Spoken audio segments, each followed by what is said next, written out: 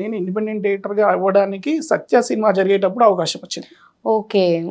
సత్య సినిమాకి మేము బాంబేలో ఉన్నాం. నేను మా ఎడిటర్ భానుదయ్ గారు బాంబేలో 3 నెలలు వర్క్ చేస్తాం. ఇంకా సత్య మూవీ అయిపోయింది. రిలీజ్ టైంలో ఒక ఫ్రెండ్ ఫోన్ చేశాడు, టిఎన్ఆర్ తుమ్మల నరసింహారెడ్డి. ఐ డ్రీమ్లో ఇంటర్వ్యూ చేస్తూ ఉంటారు, one of the happening person. Maybe మొన్న కరోనాలో అన్ఫార్చునేట్లీ తను one of the close friend నాకు.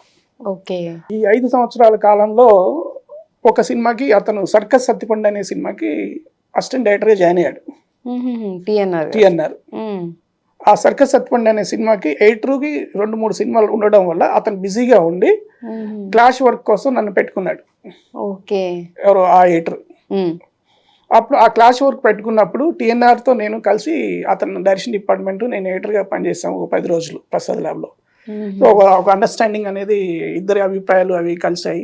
ఈ 3 నెలల తర్వాత ఇంకా 10-20 రోజుల్లో సత్య రిలీజ్ అనగా ఈ మన టిఎన్ఆర్ ఫోన్ చేశాడు. ఫోన్ చేసి, అరే ఇట్లా ఒక సినిమా ఉంది ఎడిటర్గా అనుకుంటున్నామా, నేను డైరెక్టర్ చెప్పాను, నువ్వు చేస్తావా అని అడిగాడు. మా ఎడిటర్ని అడిగాను, భాను గారిని. సరే ఇలా సినిమా వచ్చిందంటే, ఏంటి అప్పుడే వచ్చిందా నీకు అన్నాడు ఆయన. అంటే వాళ్ళకి తెలుసు కదా నాకు 10 సంవత్సరాలు అయితే ఏం రాదు. సరే సార్ ఓ పని చేయరా, రెమ్యునేషన్ డబుల్ అడుగు, ఇస్తానంటే వెళ్ళు, లేదు మళ్ళీ ఎప్పుడైనా నువ్వు బ్యాక్ ఎప్పుడు వచ్చినా నీకు ఇక్కడ ఉంటుంది. ఒకవేళ నేను ఏదన్నా పని స్పీడ్ గా నేర్చుకున్నానంటే కారణం కూడా ఆయన. సో మీకు ఒక గురువు లాగా, గురువు వర్క్ కి సంబంధించి మెయిన్ గురువు శంకర్ గారు, తర్వాత ఆయన. సో ఫోన్ చేస్తాడు టిఎన్ఆర్ చేస్తే, ఎవరు అంటే సానాయాదిరెడ్డి గారు అన్నాడు.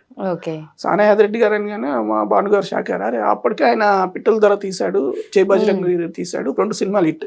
సో ఈయన అడిగితే ఈయన అన్నాడు, సరే వెళ్ళరా అని చెప్పేశాడు. సరే బాంబే పక్క నుంచి బయలుదేరి వచ్చాను. రేపు ఓపెనింగ్ అంటే ఈ రోజు నైట్ కలిసాను ఆయన. సినిమా ఓకే అయింది, బాగుంది. తెల్లారి ప్రసాద్ ల్యాబ్లో ఓపెనింగ్. సినిమా పేరు ప్రేమ వల్లకి.